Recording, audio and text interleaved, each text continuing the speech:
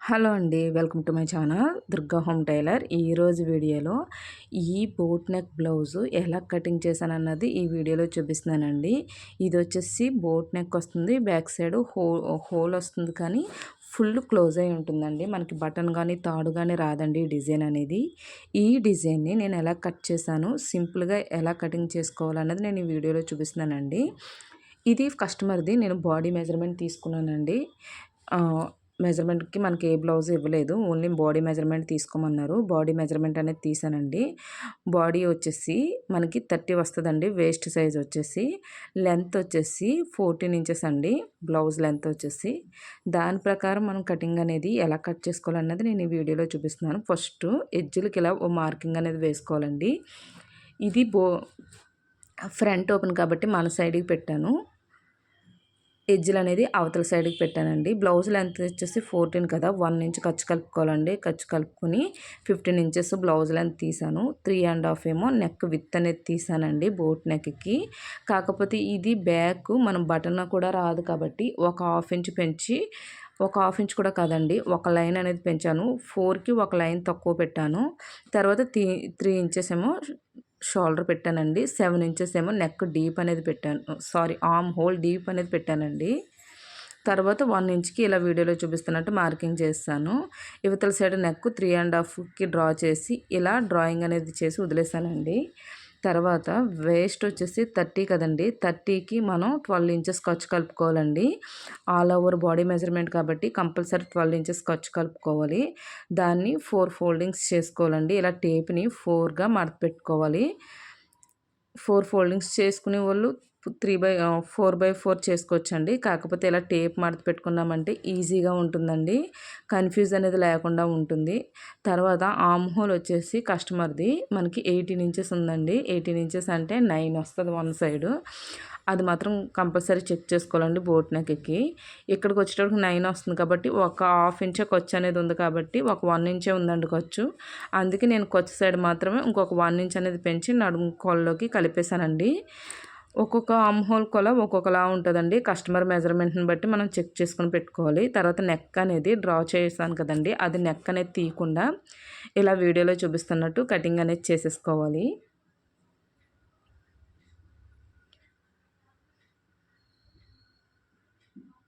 ఇలా కట్ చేసేసుకున్నాక మనం ఏదైతే నెక్ దగ్గర మార్కింగ్ పెట్టుకున్నామో అక్కడ ఇలా టక్ అనేది పెట్టుకోవాలి. తర్వాత బ్యాక్ డాట్స్కి కూడా ఖర్చు వదిలేసుకుని ఇలా మధ్యకి ఫోల్డ్ చేసుకుని ఇలా కటింగ్ అనేది పెట్టుకుంటే మనం స్టిచ్చింగ్ చేసుకున్నప్పుడు ఈజీగా ఉంటుందండి. హ్యాండ్ కూడా ఇది కింద బీడ్స్ కూడా వేయమన్నారండి ఈ బ్లౌజ్కి, అందుకని ఒక 1/2 ఇంచ్ తగ్గించి పెట్టమన్నారు. నార్మల్గా అయితే 10.5 తీసానండి వాళ్ళది హ్యాండ్ లెంత్ వచ్చేసి. కాకపోతే మనకు ఒక 1/2 ఇంచ్లు బీడ్స్ వస్తాయి కాబట్టి నేను ఓన్లీ 10 ఇంచెస్ తీసాను. 10కి 1 ఇంచ్ ఖర్చు కలుపుకుని 11 ఇంచెస్ దగ్గర మార్కింగ్ అనేది వేసుకోవాలి. తర్వాత 3.5కి ఆర్మ్ హోల్ డౌన్కి వేసుకోవాలి. హ్యాండ్ టైట్ వచ్చేసి వీళ్ళది 5.5 వన్ సైడ్ అండి, అంటే 11 ఇంచెస్ మాట. ఆ 5.5కి కింద దానికి ఇంకొక 1 ఇంచ్ కలుపుకొని ఇక్కడ చంక దగ్గర లూజ్ అనేది పెట్టానండి. 1 ఇంచ్ 6.5కి పెట్టాను. తర్వాత 2 ఇంచెస్ ఖర్చుకు అనేది పెట్టేశానండి. తర్వాత ఇలా 2 ఇంచెస్కి స్ట్రైట్గా మార్క్ చేసుకుని ఇలా వీడియోలో చూపిస్తున్నట్టు మార్కింగ్ అనేది వేసేసుకుని హ్యాండ్ అనేది కట్ చేసేసుకుంటున్నాను. ఏదైతే మనం చంక దగ్గర లూజ్ పెట్టామో అక్కడ టక్స్ పెట్టుకుని సెంటర్ పాయింట్లో కూడా ఒక టక్ అనేది పెట్టుకోవాలి. తర్వాత హ్యాండ్ అనేది ఓపెన్ చేసుకుని ఫ్రంట్ లోతు తెలియడం కోసం ఎక్కడైతే మనం 2 ఇంచెస్ పెట్టామో అక్కడ వదిలేసి, ఇక్కడ టక్స్ దగ్గర కూడా వదిలేసి సెంటర్లో ఇలా వీడియోలో చూపిస్తున్నట్టు మార్కింగ్ అనేది వేసుకుని ఫ్రంట్ లోతు అనేది తీసేసుకోవాలి. ఇలా లోతు తీసుకున్నాక మనం టక్స్ అనేది పెట్టుకోవాలండి. కంపల్సరీ పెట్టుకుంటేనే మనకి ఫ్రంట్ పాయింట్ అనేది కొంచెం ఈజీగా అర్థమవుతుంది, కన్ఫ్యూజ్ లేకుండా. తర్వాత ఇది బోట్ నెక్ బ్లౌజ్ అండి కాబట్టి ఫ్రంట్ కూడా వాళ్ళు ప్రిన్సెస్ కట్ పెట్టమని చెప్పారు. ఇలా వీడియోలో చూపిస్తున్నట్టు మార్కింగ్ అనేది వేసేసుకోవాలి. బ్యాక్ పార్ట్ని పెట్టి నేను ఇలా మార్కింగ్ అనేది వేసేసుకుని చంక సైడు ఇంకొక 1 ఇంచ్ ఖర్చు అనేది కలుపుతున్నాను. ప్రిన్సెస్ కట్కి కంపల్సరీ చంక దగ్గర 1 ఇంచ్ ఖర్చు అనేది కలుపుకోవాలి. తర్వాత ఈ మొత్తం అంతా మనం డ్రాయింగ్ చేసిందంతా ఉంచుకుని పై క్లాత్ అనేది తీసేసానండి. ఇక్కడ 3.5కి ఫ్రంట్ డాట్ అనేది పెట్టాను. తర్వాత 2 ఇంచెస్కి చెస్ట్ పైకి వచ్చేసేటప్పటికి 5 ఇంచెస్ దగ్గర ఇలా వీడియోలో చూపిస్తున్న మార్క్ చేసుకుని యువతల సైడ్ 2 ఇంచెస్ దగ్గర స్ట్రైట్గా మార్క్ చేసుకోవాలండి. తర్వాత ఇలా కరువు షేప్ తిప్పుకోవాలి. మీకు ఆర్మ్ హోల్ స్కేల్ ఉంటే దాంతో కూడా యూజ్ చేయొచ్చు. నెక్ వచ్చేసి 3 ఇంచెస్ తీసానండి. కొంచెం బ్రాడే కావాలన్నారు వాళ్ళు, అందుకే 3 ఇంచెస్ తీసాను. తర్వాత 3 ఇంచెస్ ఏమో షోల్డర్ పెట్టాను. ఈ ఫ్రంట్ నెక్ కూడా 7 ఇంచెస్ బ్రాడ్ పెట్టానండి. ఇక్కడ కూడా 7 ఇంచెస్ ఆర్మ్ డౌన్ అనేది పెట్టాను.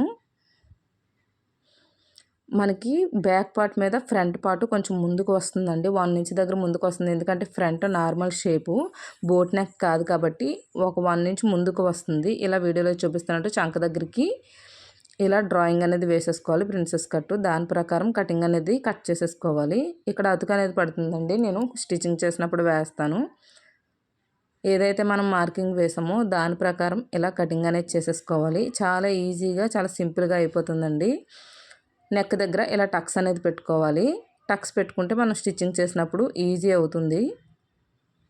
ఇక్కడ కూడా టక్ అనేది పెడుతున్నానండి, నెక్ బ్రాడ్ అనేది ఇక్కడికి రావడానికి, డౌన్ అనేది. ప్రిన్సెస్ కట్ కూడా ఇలా కటింగ్ అనేది చేసేసుకోవాలి.